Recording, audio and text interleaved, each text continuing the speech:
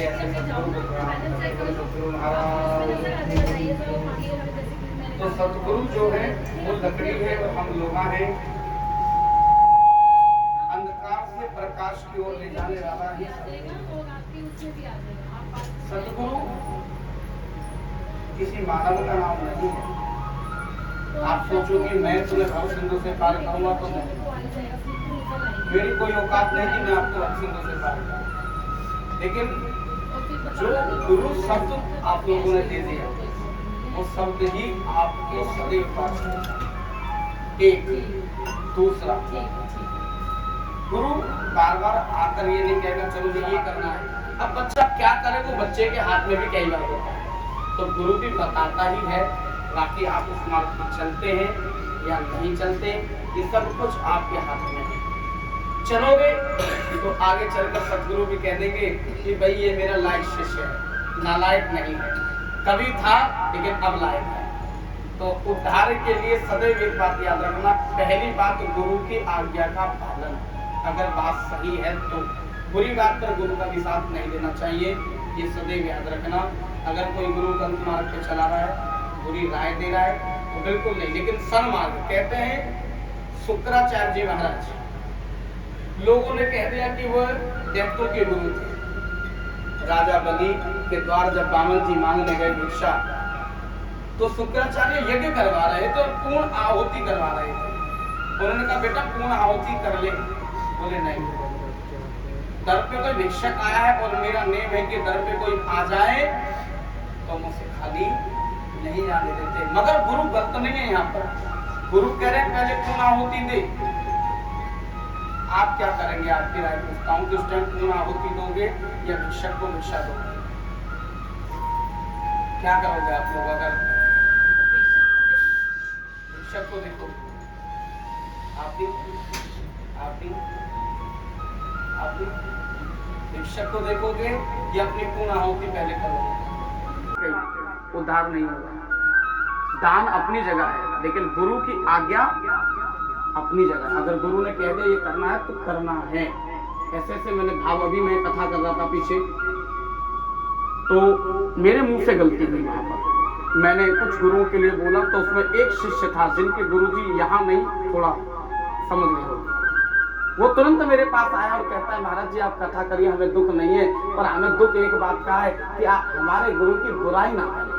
मुझे बड़ी खुशी हुई कि आज भी दुनिया में ऐसे शिष्य हैं कि गुरु ने कुछ भी कर दिया, लेकिन गुरु पे आज भी इतना विश्वास है कि मेरे गुरु ऐसे नहीं हो सकते।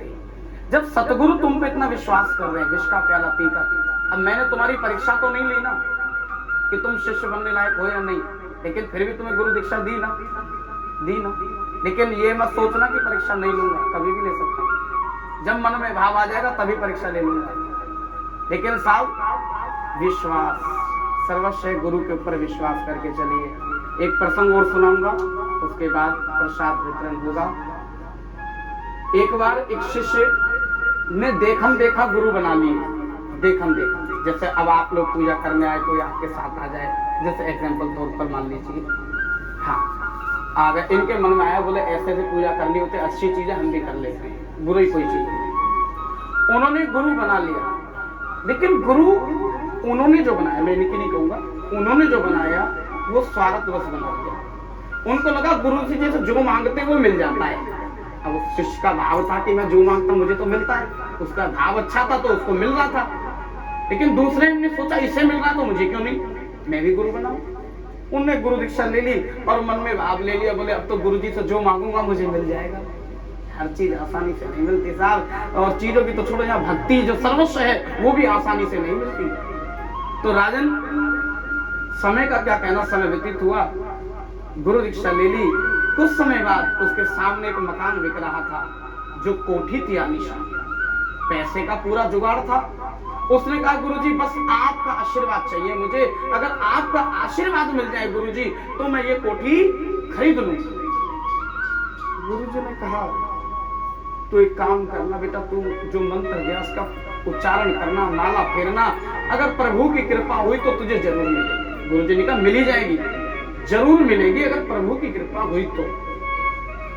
गुरुजी को उपाय बता दो। अब गुरुजी ने कहा भाई एक काम कर, दान पुण्य कर, गौ माता को कुछ दान कर, थोड़ा चारा डालिया, कुछ ब्राह्मणों को भोजन करा दे।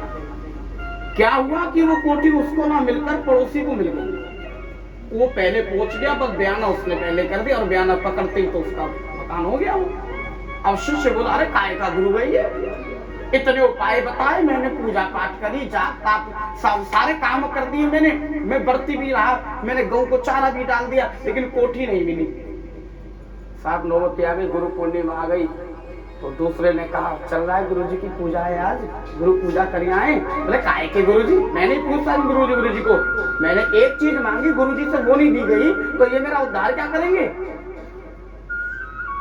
गुरुजी ने पूछा भाई मेरा वो शिष्य नहीं आया जो नया बना था, जो नया बना था वो आया नहीं? बोले गुरुजी वो तो यूं कह रहा है काय के गुरुजी? कैसे गुरुजी? उन्होंने तो मुझे एक चीज मांगी थी, कोठी सामने, और पैसा पूरा था, और गुरुजी को आपको लालच भी दिया था शायद कि मैं आपको कपड़े पहनाऊंगा। बोले हाँ सारा कुछ कहा था, तो गुरुजी क्यों नहीं दिला दिया आपने कोठी? बोले समय पे छोड़, हर चीज हमारे हाथ में नहीं है, कुछ चीज उस विधाता के हाथ में नहीं है। तो कहने लगे गुरुजी चलो जैसा आपको अच्छा लगे। 6 महीने बाद ऐसा भूकंप आया, वो कोठी मिट्टी में मिल गई। 6 महीने बाद ऐसा भूकंप आया, वो कोठी मिट्टी में मिल गई, पूरी बिल्डिंग गिर गई। और साहब जब बिल्डिंग गिर गई तो उसने कहा ओए अच्छा हुआ तूने ये कोठी नहीं खरीदी, करोड़ों का लॉस हो जाता। बोले क्यों? बोले ये तो देख, जाके देख न्यूज में आ रही है कि कोठी गिर गई। शिष्य ने सोचा अच्छा हुआ मैंने कोठी नहीं ली, मैं तो कर्जदार हो जाता भाई, करोड़ों का नुकसान हो जाता मेरा। इसका मतलब मेरे सदगुरु ने मुझे बचा लिया, इस चीज से बचा लिया। दो ही तो पॉइंट, नेगेटिव पॉजिटिव जो मर्जी सोच सकते हो, लेकिन उसके अंदर तुरंत भाव आ गया कि मेरे सदगुरु ने मुझे बचा लिया। अगर ये कोठी मैं लेता तो मैं करोड़ों के नुकसान में जा सकता था। तुरंत भागा गया और सदगुरु के चरणों में गिरकर कहता है गुरुदेव मुझे क्षमा कर दीजिए, प्रभु आप जो करते हैं अच्छे करते हैं। बोले मैं नहीं करता तो ऊपर वाला ही है, बस मैं गुरु था, तेरे को मार्ग दिखला रहा था। मैंने तुझसे दान पुण्य करवाए वो इसलिए कि चल हाथ से बहाने दान पुण्य हो जाएंगे, लालच में ही आके कर, पर दान पुण्य तो कर। तो ध्यान देना, अगर ये भाव रखते हैं आप तो कभी उद्धार नहीं होगा कि गुरुजी मुझे कोठी दिला दें, गुरुजी मेरे बच्चों की शादी करा दें, या गुरुजी ये वाला कार्य करा। गुरुजी इन कार्यों के लिए नहीं है, गुरुजी तेरे को मार्ग दिखलाने के कार्य पर है। बाकी जो होगा तो विश्वास रख। कहते हैं विश्वास पे ही दुनिया कायम है, और अगर विश्वास अच्छा है तो सतगुरु स्वतः तेरे ऊपर कृपा करेगा, क्योंकि नियत से ही बरकत है। अब तू करना तो, अब तू थोड़ा सा कुछ भी करता हूं उसमें भी सोच कर करता, बोले कर दूं या नहीं कर दूं, तो भगवान कहते तेरी नियत ऐसी है। जब तू इतना सा करने में भी सोच रहा है ना, तो तुझे इतना ही मिलने लायक है। और एक होता है जो फिर अपने गुरु के लिए क्या कर दूं, मैं अपने सदगुरु के लिए क्या कर दूं। साहब जिसका ऐसा भाव होता है, भगवान भी कहते हैं जो सदगुरु का सम्मान करता है वो मेरा सम्मान करता है, क्योंकि गुरु गोविंद दोनों खड़े काके लागू पा, बलिहारी गुरु आप पे मैं गोविंद दी जो बताए, ओ गुरुवर गोविंद दी जो बताए। के पास तक लाने वाला ही, सन्मार्ग दिखलाने वाला ही तेरा सतगुरु है। तो गुरु पे कभी शक मत करना कि मेरा उद्धार करेगा या नहीं करेगा। गुरु अगर कोई बात बता दे बस विश्वास करना है। अगर विश्वास करोगे तो नैया अच्छी चलेगी। और नाव में बैठने से अगर डूब गई तो ऐसा हो गया, गुरुजी कह रहे आ बाबरे मैं तेरा हाथ पकड़ रहा हूं, अरे बैठ, मैं गुरुजी डूब जाऊंगा, तो तू कभी पार नहीं हो सकता। गुरुजी दबो दो चाहे पार लगा दो। अब सौंप दिया इस जीवन का सब भार तुम्हारे हाथों में, मेरी जीत तुम्हारे हाथों में, मेरी हार तुम्हारे हाथों में। जिस दिन ये भाव लेके रखोगे आपकी जिंदगी में कोई चिंता आएगी नहीं। और एक बात, कुछ लोगों को लगता है बोले गुरु दीक्षा ले ली दुख ज्यादा आ गए जब से, ऐसा भी कुछ लोगों का भाव होता है।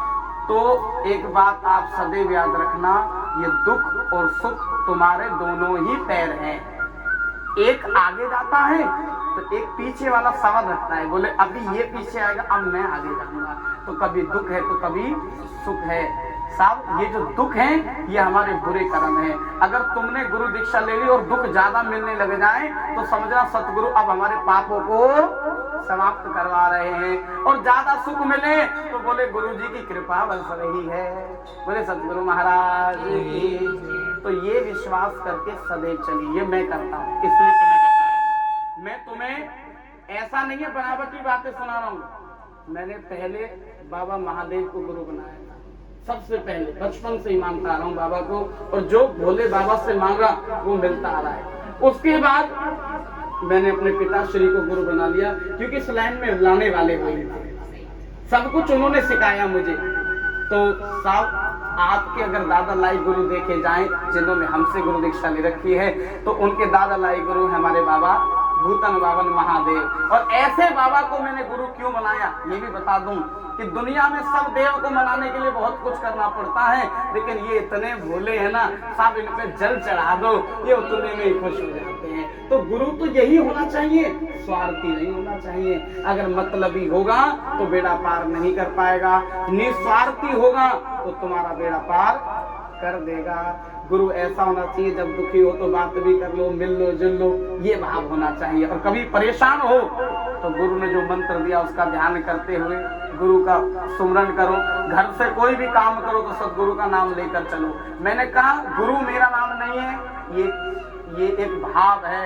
गुरु जब तुम किसी मार्ग पे चलते हो तुम्हें कोई रास्ता ना मिले, जैसे आपने देखा कुछ लोग कार पे लिखवा देते हैं गुरुदेव के नाम, कुछ लोग घर पे लिखवा देते हैं, कुछ घर में कीर्तन करवाते हैं। अर्थ है कि अंधकार से प्रकाश की ओर तुम्हें सन्मार्ग दिखलाने वाला तुम्हारा गुरु है। जब तुम्हें मार्ग नजर में आए तो जय गुरु जी कहकर सतगुरु का नाम लेकर आप उस नैया से पार हो सकते हैं कि गुरुदेव मुझे कोई मार्ग नहीं मिल रहा, अब आप मुझे मार्ग दिखलाओ। एक बात है, गुरु आपको जड़ पहुंचा रहा है, जड़ तक ले जा रहा है। आप टहनियों पे ना भटके, इधर इधर इधर। आपके इष्ट देवता अपनी जगह है। अगर आप शंकर जी को मानते हैं हम मना नहीं करेंगे, आप माता जी को मानते हैं बिल्कुल माने, आप हनुमान जी को मानते हैं, आप जिनको मानते हैं वही तुम्हारा सब कुछ है।